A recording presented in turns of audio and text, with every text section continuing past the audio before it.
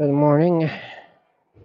May trangkaso pa ba ako? Recovery. Isang linggo yan eh. Yung recovery ng trangkaso. Ngayon medyo more on sipon. Talagang pinipilit ko magpahinga ng gusto. Pinipilit means say no sa lahat ng kailangan gawin. Syempre, yung mga essentials na lang like pakain ng dog. Tulad yan. Bibili akong pagkain ng dog. Ang pinapakain ko sa dog and puppies. Ilang, ano ba? 2 months and 2.5 months. Mga tuta. Pinapakain ko sa kanila is kapag when I have is hilaw na ulo ng manok. When I have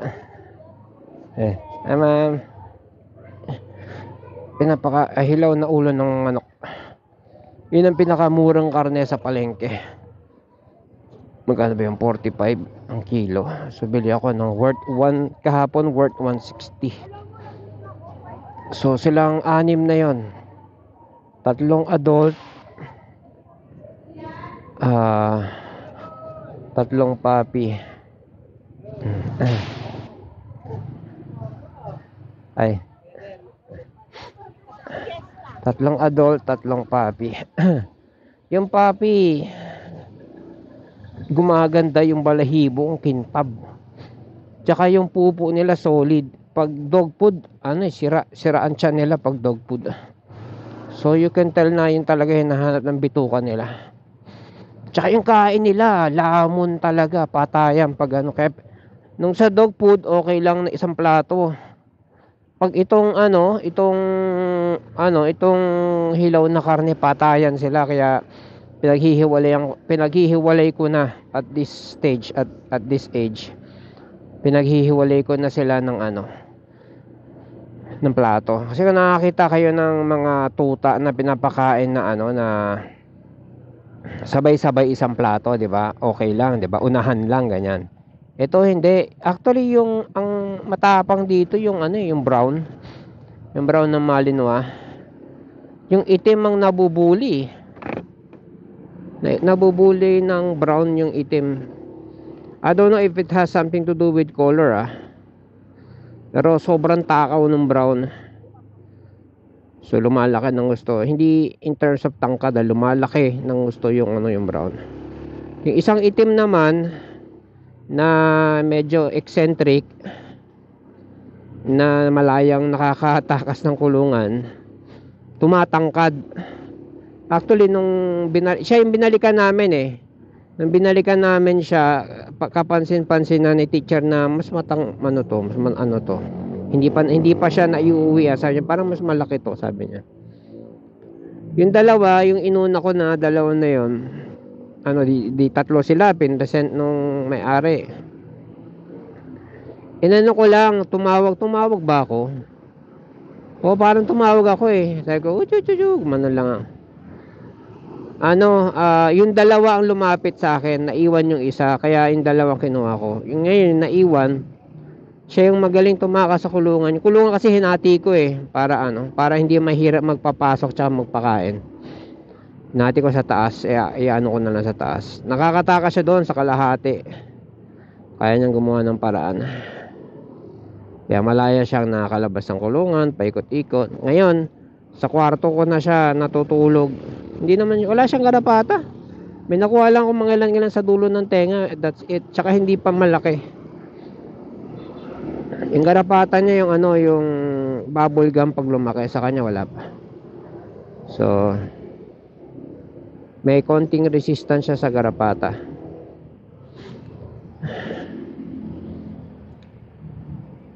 Tsaka siya yung least na na maharot. Yung unang dalawa talaga, nako, rumble ang bahay. Kasi nung unang gabi, sa loob sila ng bahay. Loob ng bahay, sa sala. Magdamag akong para akong tatay na bagong silang na anak, may bagong silang na anak.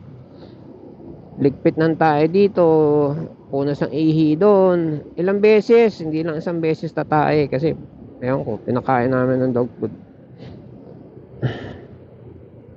Tapos lahat ng mawawasak, wawasiwas nila. Babantayan mo, sasawayin mo, ganyan. Magdamag walang tulog. Kaya sabi ko, nung pag-aalis na ako, iiwan ko sila doon. Kasi yung banyo kasi namin, meron kaming parang separator. Naka-separate yung shower. Siguro mga lagpas tuhod, malapit na sa binte, hita. Hanggang hita yung separator na division. O doon ko sila nilagay sa shower. Doon, bahala sila doon. Nilagay ako ng karton lahat. Hanggang nabuo yung kulungan. Kasi bumili ako ng ng materyales para gawing kulungan. Nag-i-sparring yung dalawang sa kulungan. Lalo na pag yung malapit na yung oras ng pagkain. Sabi mga gutom na. Kung nagsasalita lang yung away nila, ikaw kasi. Basta parang naiintindihan ko yung away nila eh.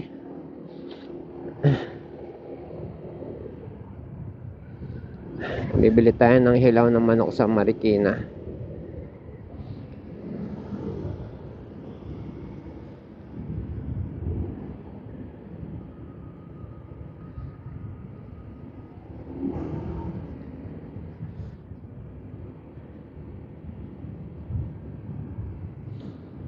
So, ako nagsimula lang sa sore throat. Hindi ko alam kung saan kayo nawala. Ito na naman tayo. Back to zero. Nalulukot ang cellphone ko para siya sa buhay niya. So, sabi ko, yung tuta, bibilang ko ng karne. Yun na lang, shortcut. Bibilang ko ng karne yung tuta. Tayong Marikina. Sama na aso. Maintindihan bakit nalulukot tong cellphone natin. Excuse me. Ako, sipon. Sipon.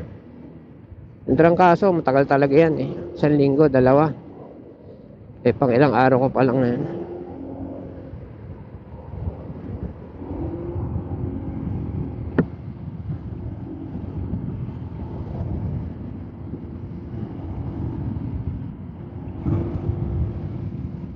Kung napanood niyo yung karambola sa sa balita, yung Katipunan, nandoon kami ni teacher sa Uptown. Nangyari yun, alas 6 kami, umalis kami sa Uptown ng alas 7 na siguro. Alas 6:30, ganyan. So, si teacher na sabi niya, naku. Pero sabi niya, pero di bale sa ilalim naman tayo. Ilalim naman kami dumaan, di naman sa ibabaw. So, ibig sabihin, nung umuwi kami, tapos na yung insidente, yung aksidente. Excuse me. So, yun, sipon ang ko ngayon. Bira ako sipunin eh. Kasi nakakapag-bike ako. Kung hindi ako nakakapag-bike nitong huli, paano pa ako makakapag-bike? 2 na yung motor na yung natupag ko. Wala naman akong anak o asawa na mag-aasikaso ng motor tapos 2 pa haharapin ko. Hindi lang motor, yung atupagin ko pa yung pagkain ng mga tao sa bahay dahil silang lahat, nanay, anak, hindi marunong magluto. Sinaing lang masusunog pa. Pagagalitan ko, diyan ka umupo sa harap ng sinaing ko. Magse-cellphone ka, diyan ka mag-cellphone sa harap ng sinaing. Natutroma sila sa ganun. Wow, what a generation. Kaya lumayas yung bunso kong anak, natutroma daw siya. Dapat lang matroma ka sa akin. Tangina. Sinaing lang, di ka pa marunong, hayop. Wala ngang palo eh, dahil yan sa bantay bata na hayop na yan eh. Hindi na nakakatikim ng palo ang bata ngayon. Ultimo salita, bawal na magsalita ng disiplina. Bawal na magdisiplina, bawal na sa bata. Bawal na mag-correct sa bata. Dahil pag nag-correct ka at hindi mahinahon, bantay bata ka, yari ka boy. Paano ka magiging mahinahon eh? Nakikita mo yung lumalaki yung bata ng inutil.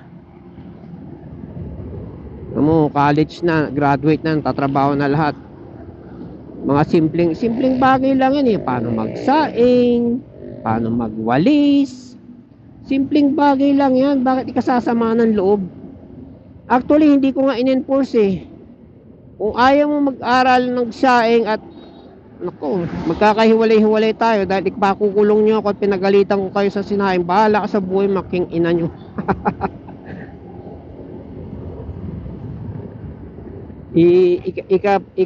Papahama ko pa ano. Kaya nga ang edukasyon natin ngayon, ano, yung bata, hindi ang anak mo, pag pinag-aral mo yan, hindi mo na yan pagmamay-ari yan na yan ng sistema, ng gobyerno, ng sistema yan. Hindi mo na yan, kasi yung utak niyan iba na eh. Napansin ko yun eh, magmula nung mag-aral yung mga bata. Iba na yung takbo ng utak nila. Anyways, yun lang.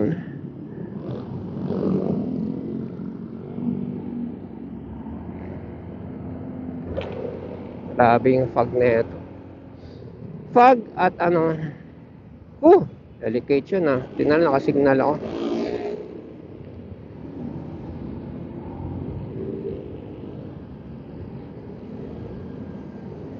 Si teacher, ganyan din yan. Ang katwiran niya, dalaga siya, dalaga pa siya, magjowa pa kami ah. Tinanong ko siya, nagde-date kami. Paano ko magluto? Parang curious question. Hindi. Lah, sabi ko ganun.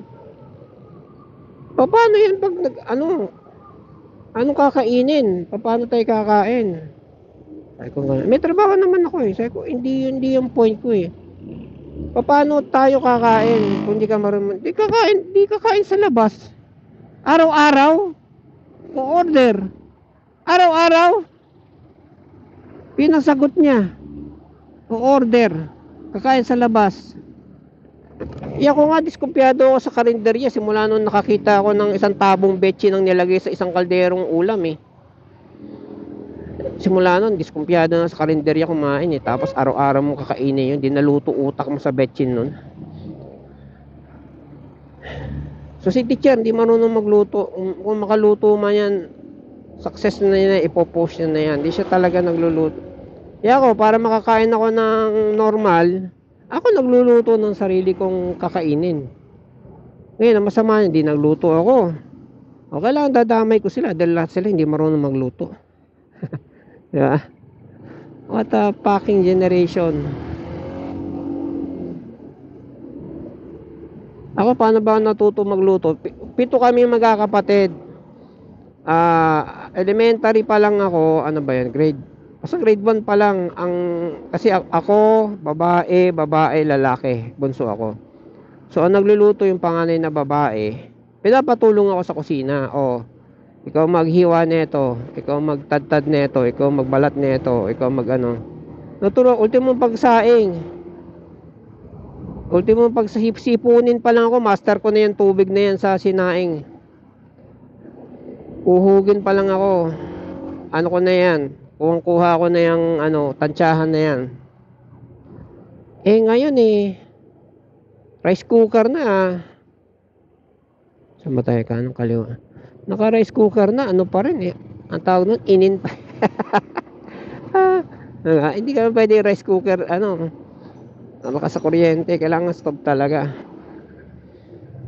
Ayun, kaya kung ano man generasyon mo, kung ka-generation kita, I'm sure marerelate mo ako. Kung bata-bata ka, hindi pa naman huli para mag-aral.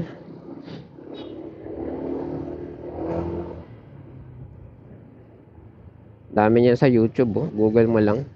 Paano magsaing? Actually, pag nag-YouTube ka, ang lilitaw, Amerikano. Tapos sasabihin nila, eto turo ng Asian girlfriend ko, ganyan. Buti pa Amerikano, may ganang mag-aral. Ako, hindi na ako kumakain ng kanin eh. Hindi na ako kumakain ng kanin, pure, na lang, karne, prutas na lang ako.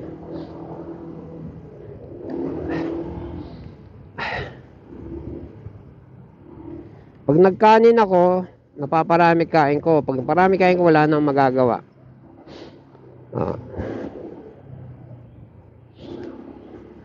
Yan, si teacher, yan ang ano niya, dilema niya. Pag nagkanin daw siya, kumain daw siya, nagkakanin kasi siya. Pag kumain siya at nabusog, lalo na tanghali, ganyan, gusto niya nang matulog, ayaw niya nang kumilos.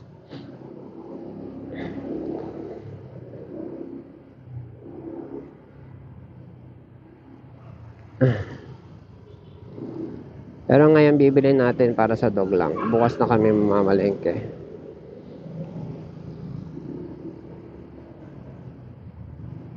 Kasi syempre nga naman sa panahon ngayon, hindi na pwedeng isa lang sa mag-asawa ang tatrabaho. Mataas na ang cost of living. At ang ano natin is consumerism. Kaya mataas ang cost of living. Hindi kagaya nung panahon ng magulang namin na pag isa ang sa mag-asawa ang nagtrabaho, may pag-asa pa na makasurvive. Lalo nung maganda yung trabaho o hanap buhay. So, merong makakapag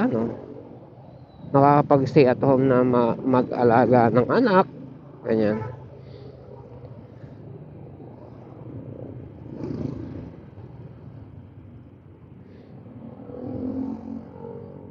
Alaga ng tatay. Inaalagaan ng tatay. Inaalagaan ng tatay. Pero ako, kaya dahil walang nag-aalaga sa akin, ako na nag-aalaga sa sarili ko. Hindi ako magluluto ng kailangan kong kainin. Puro karne lang naman niluluto, pero still it takes time. Takes time na matinong pagkain ng makakain mo. It takes time.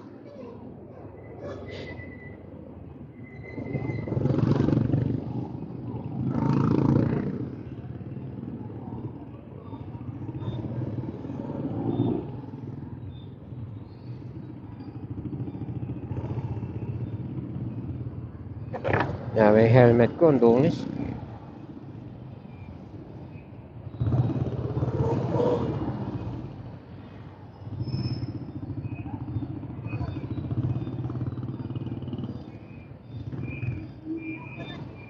Ayan na, labo-labo na. Walang magbibigayan.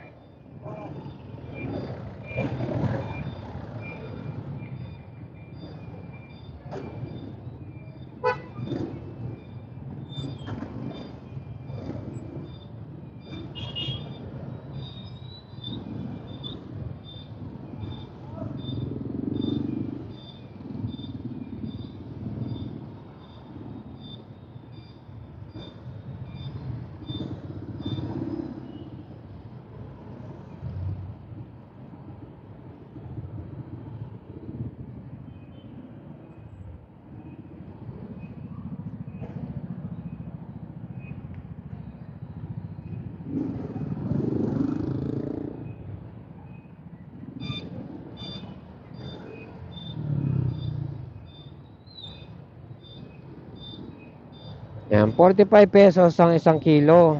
Pinapatanggal ko yung tuka. Nung una, pinakukuluan ko yan. Nalalaga ko. Pero hindi nila bet yung luto. Alam niyo si Gollum sa Lord of the Rings?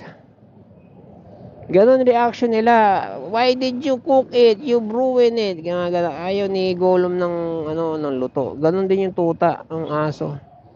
Hindi nila kakainin pagluto. Patay, wala tayong paradahan. Gusto nila hilaw. Mother, father, brother, sister. Yan tayo magtatagal. Tayo.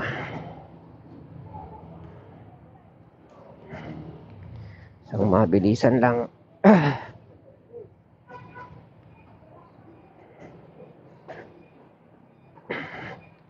Let's go. Hello. Nakabili na ng ulo ng manok. 160 worth sa 45 per kilo. Tanggal tuka. Ayaw nila ng Actually, yung niluluto ko siya, meron yung huli, yung latak, hindi nila kinain. Ayaw talaga nila ng luto. Gusto nila hilaw. Sabi ng tindera, i-adobo ko daw. Aba, sarili ko nga, hindi ko mapagluto eh. Aso pa. Tsaka besides, mas gusto nila yung hilaw. Pag hilaw talaga, ano sila eh, ganado kumain. Pagluto, parang aamoy-amoyin pa. So,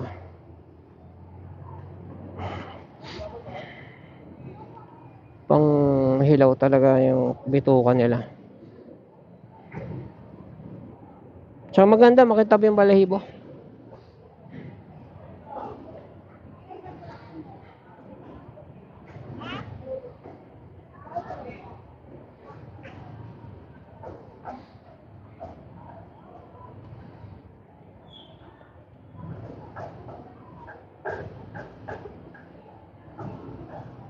Tingnan ko kung kaya ko ano ba ngayon Sabado? Kung kaya ko asikasuhin ngayon yung ano ng Quezon Signalite. No. Kasi kahapon inaasikaso ko talaga yung ano eh. Papaano ako makapagpahinga para mabilis ako makarecover sa ano. Pag di mo ipinahinga yung trangkaso, ano ko, baka humaba pa yung imbes na gumaling ka kagad.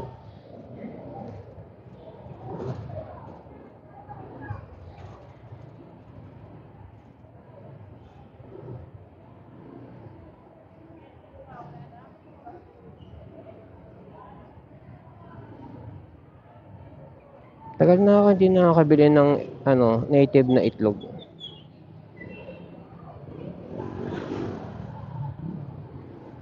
Mahal eh. Kano isa 11? So ang 10 110, ang 30 300, ano 33. May 12 pa nga eh. Lingon tayo. May 9, hindi 9 ano yun eh, puti.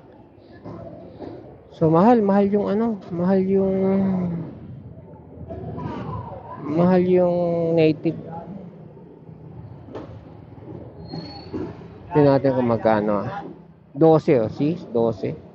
So 300 plus 330 plus 360. 360 sa isang daan plus 100 ng isang tray. Kasi 260 lang yung normal na itlog eh. 240 nga eh. Okay, let's go.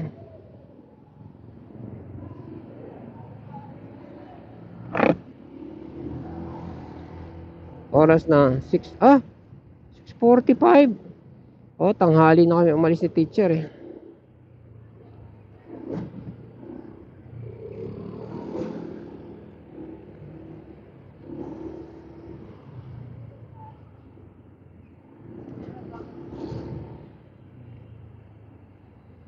Hali na.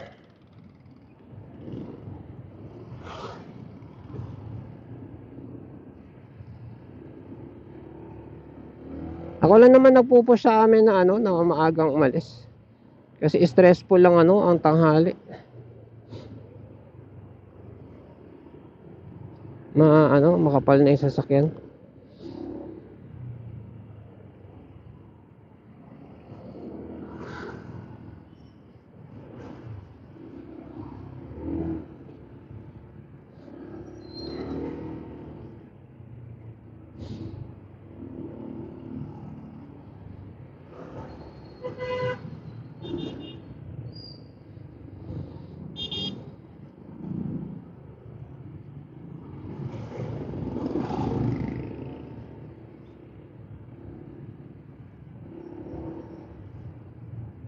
Parang may bayarin ako ngayon.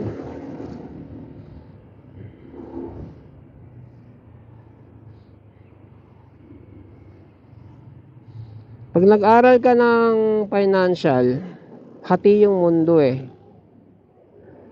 Pag si Robert Kiyosaki ang pinakinggan mo, gusto niya umutang ka para sa tax.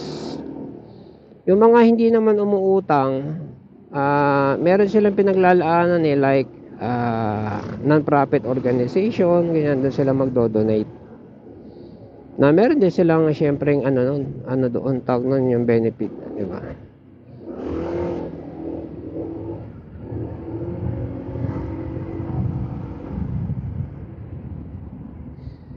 Pero yung mga ganong dinonate mo o ginastos mo, deductible sa tax yun. Kay Robert Kiyosaki naman, kapag ang pera mo puro utang, hindi ka na itatax ng gobyerno. Parang ang logic doon, mahabang explanation, shortened. Puro utang pala tong tao na to, ba't pa natin itatax? No, kaya siya, sinasabi niya, wala akong pera. Lahat ng pinapaikot ko, puro utang yan. Wala akong binabayad na tax. O makakagastos siya. Diba, umutang siya ng kunwari lang, 1 billion. O, 1 million doon, pwede nang ibili ng kung ano, bahay, kotse, kung ano-ano. Non-taxable yung mga yun. Kasi yung 1 billion yun, utang lang yun. Yun kay Robert Kiyosaki. Kaya ano naman, kay Grant Cardone naman, yun siya yung do-donate sa church, kung ano man mga non-profit organization, do-donate siya doon. Syempre may ano pa rin yun, may benefit pa rin siya doon. Kahit donation yun. Na-endorse niya yun sa sa government. Dito ko nilagak yung gantong halaga. Babawas yan sa tax ko.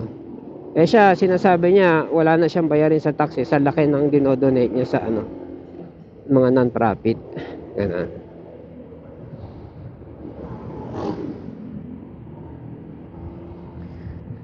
Ngayon ako, nung empleyado ko, for the longest time, ayaw kumutang. Mga ka-opisina ko naglo-loan sa SSE, sa Pag-ibig, Pag-SSS. Sabi niya, magsimula ka, 13,000, tapos bayaran mo in 3 years, kunwari. Pag nabayaran mo na yan, o utang ka uli, hanggang lumaki, pwede mong utangin. Sabi ko, ba't ako mangungutang? Problemahin ko pa yan. Bayaran. Pero nagsimula yan nung nagka-home credit.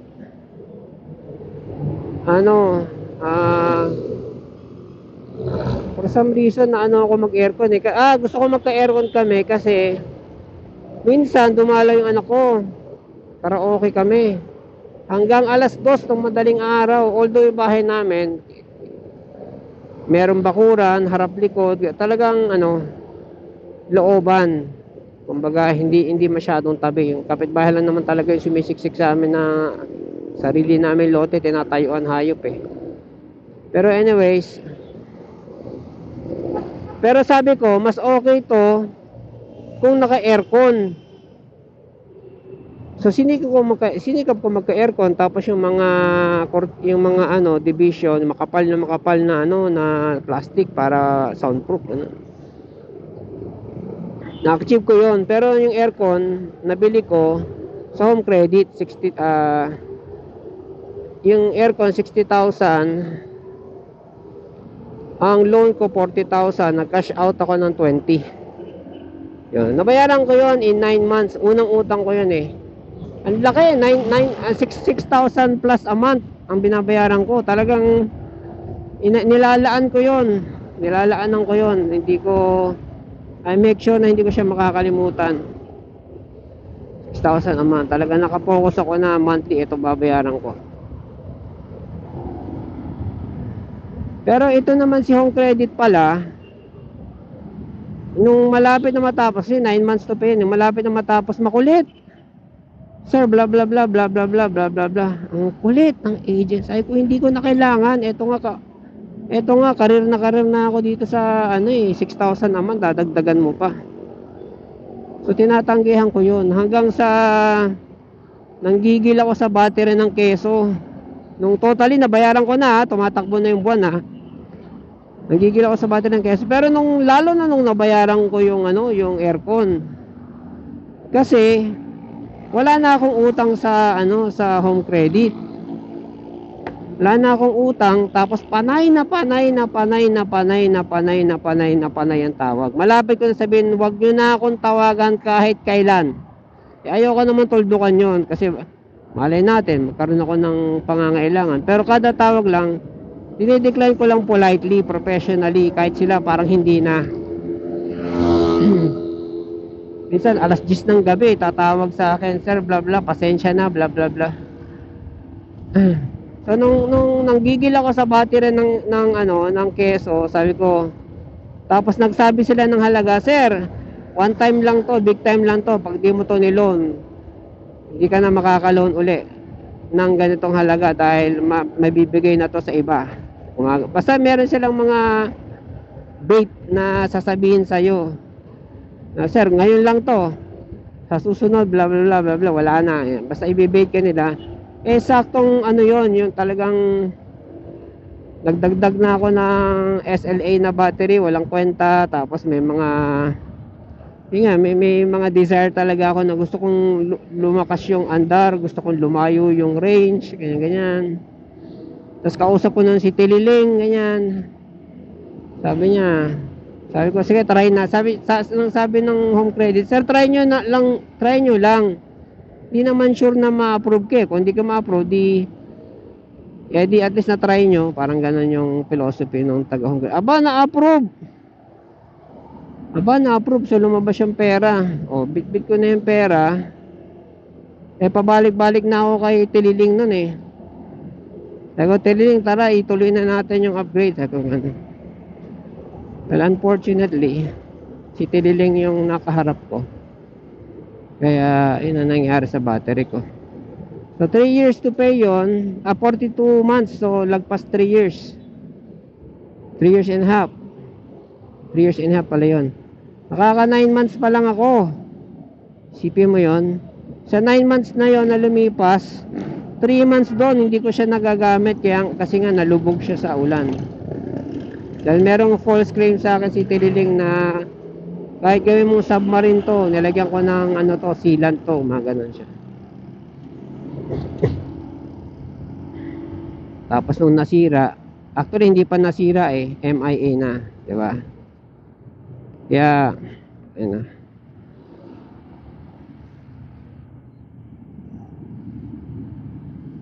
Sino sa inyo malapit sa Cainta? Pag gusto magpunta ng Cainta, tara, puntahan natin si Tililing, sugurin natin king ina niya. Nandoon lang yun eh. Sa bahay niya. Kung pupunta ako, hindi lumalabas.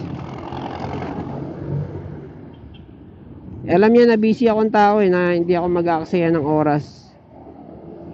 Yung i-google ko na oras na para maghabol sa kanya. Eh, parang may pagkasilahis yun eh. Parang bet niya na hinahabol-habol siya, ganun.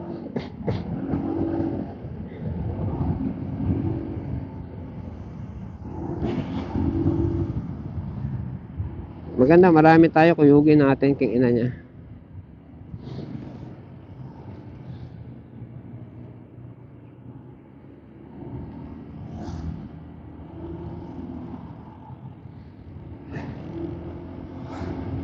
So, ang atraso niya, nasa kanya yung 3 kilowatt hub ko na worth 10K.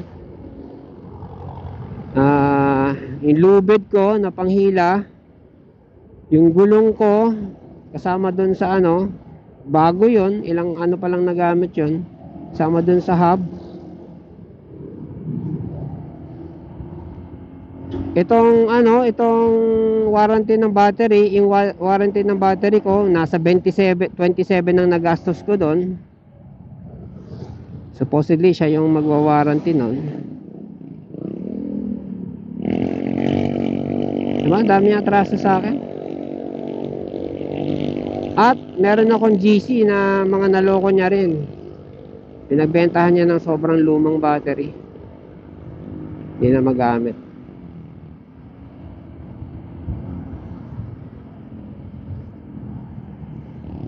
Pakita ko pala sa inyo mamaya sa bahay yung yung itsura ng box ng battery ng keso na nalubog sa baha. Ano lang siya, yero na makapal. Tapos naka-enclose, naka-spot weld ganyan. Pero hindi talaga siya pwedeng i-submerge. Baka splash may pag-asa pa, submerge hindi.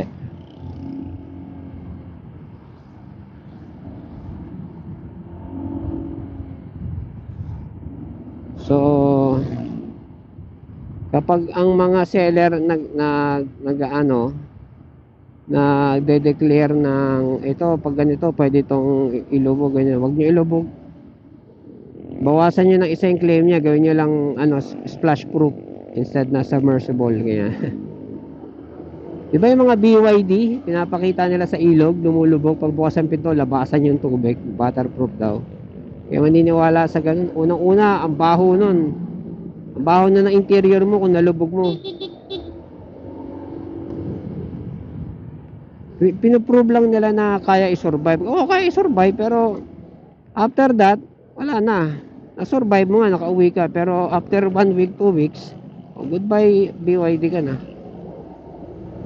Yun. Okay, papadala sa ano, sa mga ganyang advertisement. Kasi syempre advertisement para lang bumenta eh.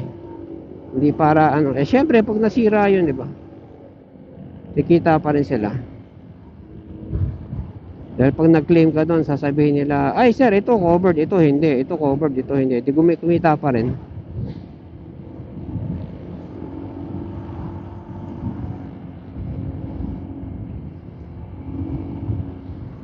Ay, Sabado, no?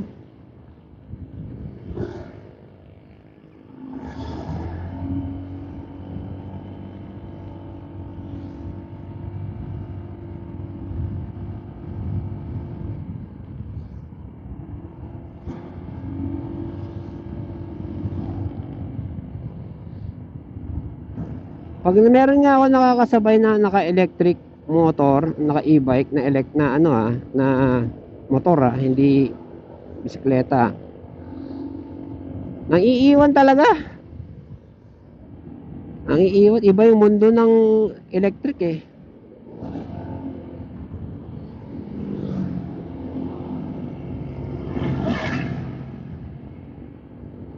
Kahit 3 kilowatts lang yan.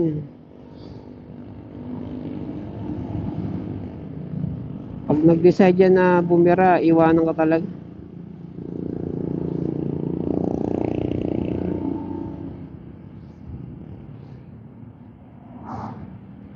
Sakit sa mata.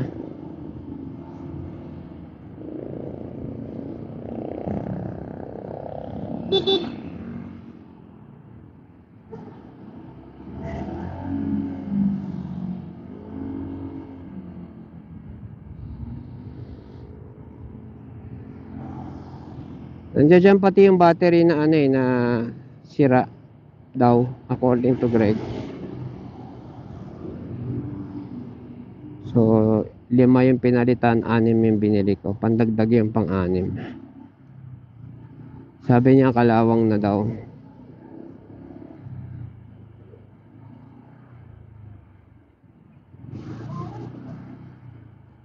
Tsaka lobo na daw. Yun nga, nababad sa ano, nababad ng ano ng tag neto. Nababad sa tubig. Kaya kanalawang. Nababad ng grounded. Yun. Silata nandiyan, hindi na namin binalik. Kaya yung balot ng keso, battery ng keso ngayon is ano,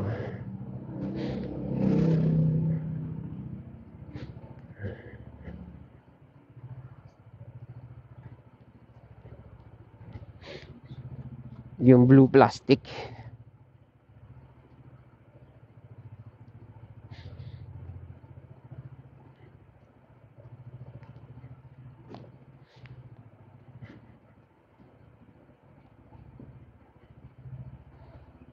Hindi na talaga siya pwede basain yung keso.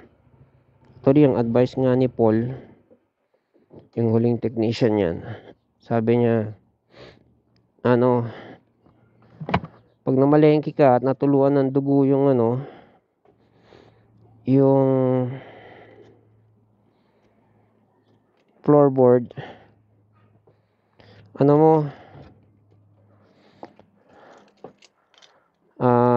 tanggalin mo na lang yung floorboard. And daming twerka nun eh. Lagay ka ng floorboard na removable, sabi niya.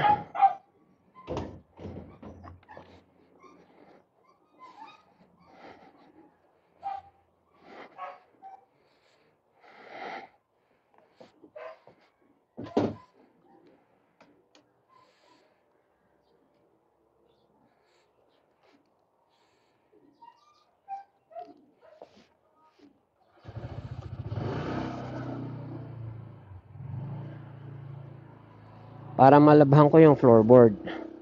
At para hindi ko mabasa yung floorboard. Para malabhan ko yung ano, yung naputikan.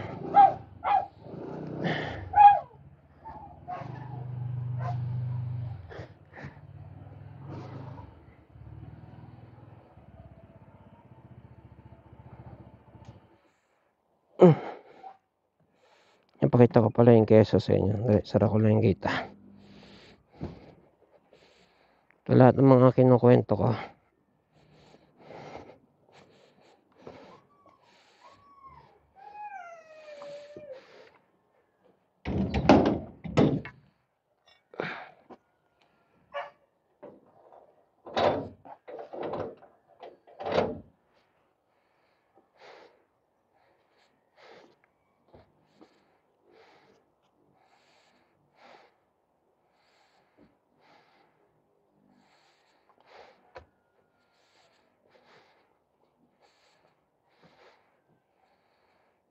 So, unang-una, ito yung box ng battery. Yung box ng battery. Ito yung battery na ano na kalawang. Yan, yun nakalawang. Ito si Demon. O, yan Demon. Say hi. Payat na, oh. Ito yung keso. Ito, dating reflector to. Binilang ko sa Shopee. Yan, oh. Umasampahan. So, hindi yan gumagana. Gumana, pero nasira uli. Dahil yung kabit ng wire ko, kuloko eh. Yan, yung signal light, kinabit ko. Yan. Binarena ko na lang yan. Gumagana yan sa harap. Walang problema. Yan. Yan. Sa likod lang talaga. Sa likod, very faint. Yan yung sa likod. Yan, meron ba? Ayan, very faint, oh. Kung kita man. Yan yung default niya. Yan, very faint yung kanan. Wala na nga yung kanan, eh, oh. Wala na pala yung kanan. Hazard natin.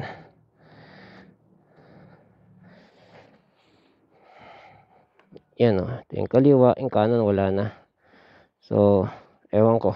Paano ko yung gagawin? Si Paul, MIA na rin, eh. Sige, see you later. Bye.